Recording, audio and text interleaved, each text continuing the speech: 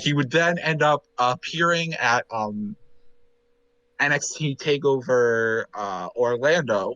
Yep. My understanding is that Adam Blampier, the folk over at WCPW, did not know he was in talks with WWE along with a bunch of other indie feds. I don't think they knew, Yeah.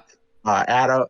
From what I've heard of the story, Adam and the boys were actually at the NXT, were at Takeover Orlando. So they found out at the show that he was also at the show, and they showed him on the Tron, and that's when they found out that he was going to the dub.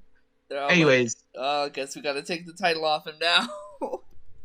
he would debut shortly after Takeover Orlando on April 12th, and would end up earning a title shot against Bobby Roode for the NXT title at Takeover Brooklyn 3, a show I remember very well. That was one of the first. I think that was the first match live. Because I got the WWE Network for the first time right after Takeover Chicago. Oh yeah. He would end up challenging Bobby Roode for the NXT title at TakeOver Brooklyn 3. He earned that shot actually by beating Killian Dane, aka Big Damo, who we knew from his ICW days. He would win the title, but then would be attacked by Redragon, who had debuted like 30 minutes earlier, attacking Sanity after their tag title match, and a debuting Adam Cole. Baby. He would have a defense against Roderick Strong that would air on NXT TV. He would also defend against Adam Cole, though, funnily enough, the episode was taped in November and was probably for the night after, or probably for after TakeOver War Games. Yeah. Because when you think about it, Undisputed Era won it that night, and I imagine Drew was supposed to win that night, but he did not. He injured himself during his defense against Andrade Cien Almas. Oh, right. And Andrade won it in shocking fashion. I think it was a DQ or something. I can remember him standing over the table. And I can remember me being really mad because he had just won the title, and then I found out it was an injury, and also that Andrade is awesome. Yeah. So I wasn't too mad about it. I'm not too mad about it in retrospect. But that's a kind of a wild time. And that would be his last NXT match, would be that match against Andrade. Although, if you're going by air date, the Adam Cole match ended up getting aired actually January 8th, which I'm not sure how they marketed that. Yeah. Like, here's this match with this champion who went under and isn't champion anymore, but here's this match. Moving on to the main roster. His time in NXT was really short when you think about it. I mean, it was really April to November, but like, I don't know. Anyways, moving on to the main roster, Drew would debut on Raw a week or two after Mania 34, allying himself with Dolph Ziggler. Right. They would destroy, which this is the second time we've brought up Dolph Ziggler on this week. They would end up destroying Titus Worldwide. Yep. And Ziggler would end into a feud with Seth Rollins. Drew would play a crucial role in the infamous 2018 Iron Man match at Extreme Rules between Ziggler and Rollins. You know, the one where the crowd kept counting down. Yep. That was a really good match, but kind of got ruined by that. But there was a spot in the match where Drew beats up, like, sidelines Rollins, gets a DQ fall for it. Rollins gets a fall by DQ, and then he also beats down Rollins, and that gets another fall. So Rollins is up 2 falls, but now he's destroyed, so Ziggler can make him up easily. And then when overtime happens, he ends up distracting Rollins, and Ziggler retains the title, or the IC title. Yeah. And then Drew and Ziggler would enter a very short-lived alliance with Braun Strowman in the build for Hell in a Cell with him and Roman Reigns. Yeah. We're entering the bad times now. This is the dark age, possibly the darkest timeline for Raw. Yeah. If you ask. Yeah. They would win the Raw Tag Team titles off of the B Team. who were Raw Tag Team Champions. I actually really like the B Team. I love the B Team. But that's kind of random. They pulled the trigger at the right time, and then they ended before it got stale. I don't know if it was the right time, because I was so shocked when Matt Hardy and Bray Wyatt lost the titles. Like, yeah, that's who they won them off of. But that happened. I think it worked. Like, I feel like that helped a little bit. Like, it helped. Yeah, I was shocking. Yeah. But yeah, anyways, they won them off the B Team. They would successfully defend against Ambrose and Rollins in a really good match at Hell in a Cell. Right. From what I hear, best match on the show, although I didn't watch Hell in a Cell 2018 because I canceled my subscription after SummerSlam. Yeah. I think that was around the time I either canceled mine or just stopped watching too. They would end up losing, though, to Rollins and Ambrose in a second match, with Braun turning on them only 2 months after they died with each other. Yep. At the end of 2018, he joined up with Baron Corbin and Bobby Lashley as well, in a group I believe Jack the Jobber referred to as Heel Team 6, which is kind of what I've called any generic heel faction. Yeah. Since then. Yeah, he teamed up with them. He would enter a feud with the Shield, or continue his feud with the Shield, end up turning on Ziggler and beating him in a cage match. That would lead to Ziggler, quote unquote, leaving the WWE and then coming back at Royal Rumble 2019 as number 30, which was a really good Rumble, except for that. Yeah. That was kind of weird. Yeah. He would build up a feud with Roman Reigns. This was right after he returned, when he was in remission from leukemia, I think. Yeah. He would lose to Roman anyways at Mania 35, and then ally himself with Shane McMahon for a tag match that I think everyone has forgotten has happened. I had no clue this happened. It's especially remarkable for who he faced. Drew and Shane versus Roman and Undertaker on a B show.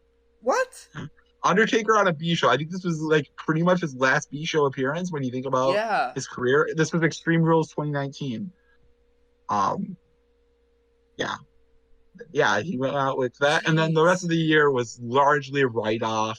He was on Team Ric Flair at Crown Jewel. Oh God, that was the thing, wasn't it?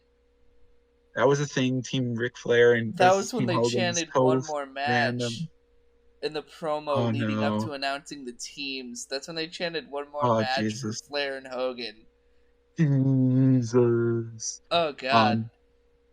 But anyway, he would have a career renaissance, though, as we know. Oh yeah. As the dub built towards Royal Rumble 2020. Drew would begin a very gradual face turn, kind of based around just beating up jobbers a lot and counting down, going 3, 2, 1, and then doing the Claymore. Like it was super random. People just love watching people get beat up. Like that's not that hard of a thing to make a face out of. Yeah. And I remember in the build for 2020 Royal Rumble, people were throwing names around. I know Adam Blampier, when he booked his fantasy booking of the Royal Rumble, he had Kofi Kingston running it. But in my heart of hearts, I was like, Drew McIntyre, that's my pick. Yeah. And by all means, he won. He ended up claymoring a Brock Lesnar in the infamous 2020 Rumble. And knocking him out of the ring, and would end up going on to win the Rumble, last eliminating Roman Reigns, and going on to challenge and win the WWE title at Mania 36. Yep.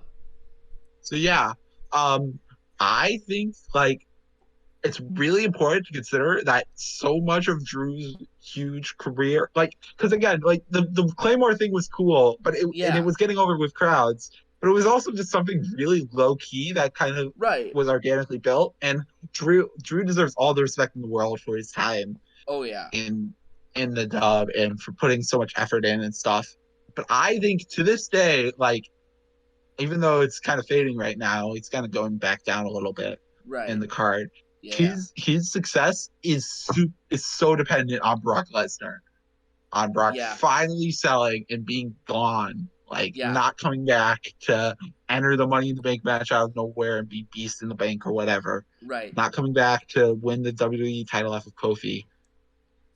Right, finally, Brock was actually gone, and Brock sold the hell out of it for Drew. He sold the hell out of that Royal Rumble appearance. And the Royal Rumble 2020 is honestly one of the most important matches of 2020. Yeah, it honestly it is. It's not the last 5 years for the dub. Well, and not 5 years. That's a bit too long. But since the brand split, it might be one of the most important matches. Yeah, because Drew, at least that I can think of off the top of my head, this might not be completely accurate, but Drew is one of the only recent Rumble winners who I can think of aside from Roman technically, and that was 2016, I think. Drew's one of the only Rumble winners who, I guess aside from Charlotte, who has stayed in the main event scene after their title match. He hasn't had his title match, won it, and then dropped it, and then faded back down the card. Mm-hmm. He's still a mainstay in the main event. Yeah, scene. It feels kind of good, and he's finally dropping out of it now. But he went off of that for a year plus. I wonder how much the pandemic had to do with that. But yeah, I think it's a pretty important match. Because especially if Drew goes on to be as big of a star as Triple H sees him as being. Right. I think Triple H has come out and said that Roman Reigns versus Drew could be the next huge thing. Oh, easily. The next huge feud in wrestling. I totally agree with that. I agree with that. I imagine that's what they're ramping him down for, is to give him some cool-off time before eventually he moves to SmackDown. Building him back up. Maybe I can imagine Roman beating The Rock at Mania. If he holds the title until then, he beats Rock at Mania, and then Drew's his next big challenger. Right. Run that up until SummerSlam, and then next year at SummerSlam, Drew wins it. Drew could be the guy to possibly. And they could keep feuding for super long, not too long, but it could be a really a feud for our generation. Yeah, it's a powerhouse feud, and they're not they're both super agile, just from a style standpoint. They're powerhouses that move. But anyways, moving on to the pandemic era, Drew defended against a whole bunch of opponents. He defended against Bobby Lashley at Backlash. He defended against Dolph Ziggler at Extreme Rules, which is kind of a cool callback. WWE actually paid off things. Right. Oh, how could I forget? He defended against Big Show in the actual main event of WrestleMania 36. Yeah. The actual last match that happened on the show, apparently. Yeah. At least that's how the pandemic era went down. Yeah. The one thing I remember from the Dolph Ziggler match is he did a kip up right into a clay. He kipped up and went into a Claymore right away when Dolph was building up for his super kick, and that was super cool. Yeah. He then, of course, entered into a very long feud with Randy Orton, which would see him, I think, win. He would win with the help of Legends. I think he won again. He would lose in a Hell in a Cell match against Randy, and then would win it back a few nights later on SmackDown. Or no, Raw. He was on Raw. Right. Of course. But yeah, he would hold the belt, then he would defend it against Survivor Series. I'm trying to remember, because this is when I that was Roman Reigns. That was Roman Reigns. He got a match against Roman, and he lost it, I believe. Yeah. At the Royal Rumble, he defended against Goldberg, and then at Elimination Chamber, he did we saw the Sheamus angle kind of starting to come, where he and Sheamus were friends, going back to their time in BCW, which Billy talked about in the last part. If you haven't already, go watch it. Lots of good stuff. You're at least 30 minutes into another video about the latter half of his career, but go watch it anyways. But yeah, he would end up going into the cell match with him, Jeff Hardy, Cesaro, Randy Orton, I believe. Yeah. Sheamus. I don't know. Elimination Chamber. He would win the belt, but then after the match, Miz would cash in on him. Or he would get attacked by Bobby Lashley. Miz would cash in on him. And then he would be really mad at Miz and also, more notably, Bobby Lashley. Bobby would win the belt off of Miz after 2 weeks. And then they would go on to feud at WrestleMania 37. Yep. For WrestleMania 37, Bobby would win. They went on to WrestleMania Backlash, where Bobby defended against Braun Strowman and Drew McIntyre, and Bobby won that. And then most recently, literally 2 nights ago, they had a match at Hell in a Cell, which Bobby won after MVP interference. MVP has been the undoing of Drew once again. Both of these matches he lost. He lost his feud with him in Impact. Oh, that darn MVP. Drew's gonna get him one of these days. That's the key. He's just gotta get MVP out of the picture, and then he'll win the title back. And let's see.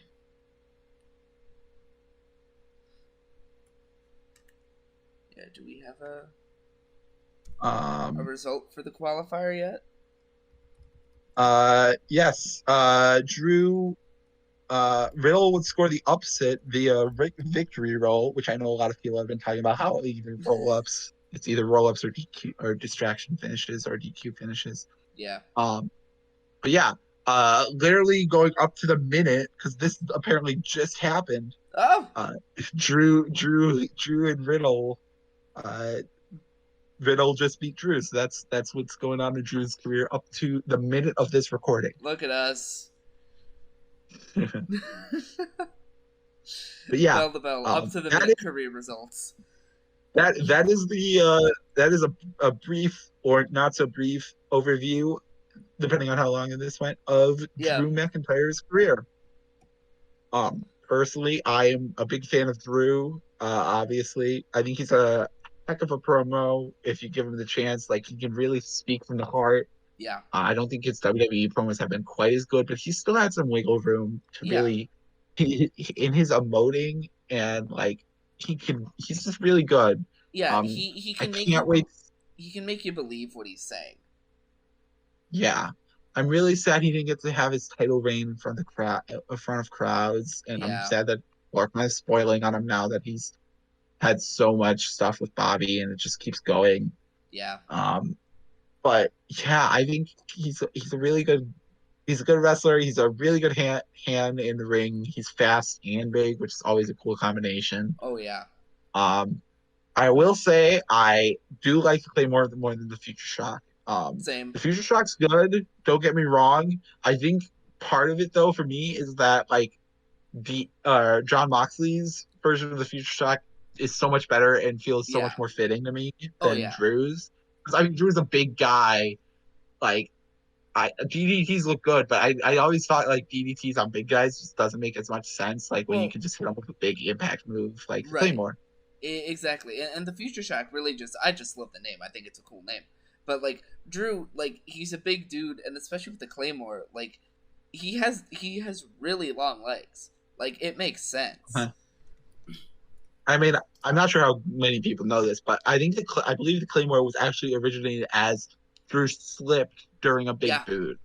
Yeah. And that's how it became his finisher. Right. He slipped during a big boot and was like, well, I'm just going to try to turn this into a half-ass drop kick, because otherwise I'm going to fall down. And it was during the 3MB days, because apparently it was because he was wearing tight pants. Right. The pants weren't stretchy enough for him to do an actual big boot.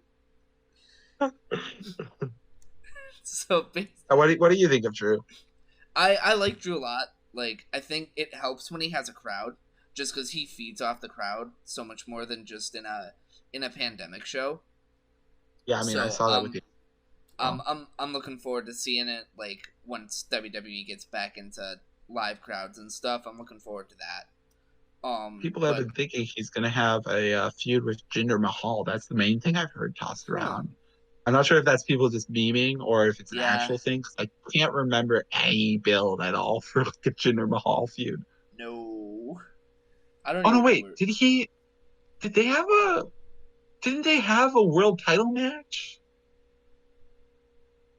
I might be going insane here, but I feel like recently on Raw. Jinder and Drew? Jinder. Maybe not a world title match, but they had like a match. Or maybe he was pointing it out on Twitter or something. No, they did. I think Drew's... They did. I think.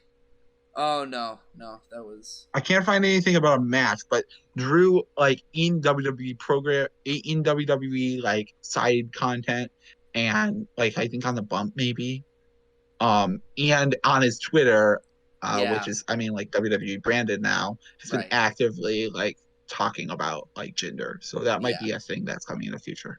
Yeah. Personally, my favorite match that I've seen is, well, I mean, the Ricochet match was really good, but I think I've got to give it to Royal Rumble 2020. Like, it's just like such a fundamental match, like, for his career. Yeah. Like, I think it's a really important thing to point out. Yeah, I don't know too much of his matches, but I like the Andrade one in NXT when Andrade had the shock win. Obviously, it was that was good. Losing, but it was still like they're both such great. They're so great in the ring, and that was really when Andrade was really finding his stride with his character in NXT, and people were starting to get behind, like, buying into what his character was selling. So it really helped sell the reaction after he won. But that's probably my favorite Drew match recently. I had intended on watching some of his old stuff in IWW, just because there's old camcorder footage of that stuff on YouTube, so I want to watch a couple of those, but for now, it's probably the Drew Andrade one. Cool. But anyways, that about does it for our bell on Drew McIntyre. Yep. This has been a brief, well, I don't know, maybe not brief. Fairly brief. This has been an introduction, an overview of Drew's career. If you want to learn more, go seek out matches on the WWE Network. I'm sure ICW, if ICW is still doing their on-demand service, I'm sure they have matches. Oh yeah. I'm sure a lot of this stuff can be found on the WWE Network, though, with like WWE how their Network partnerships have been going with Evolve and stuff. Yeah, probably most of the Evolve stuff at this point too. Oh no, wait, no, it's Peacock now, so probably not as much stuff because it's Peacock. Yeah, but, they're slowly seek out matches on WWE Network. Buy his book on Amazon, and watch some of the videos that we link in the description, including some notable promos and possibly a free match or two that we found. Yeah. With that being said, can't wait to see you next time on Bell to Bell when we take another look at a pro wrestler and give you the lowdown on their career up until this point. I'm Austin. I'm Billy. We'll see you next time. Thanks for watching.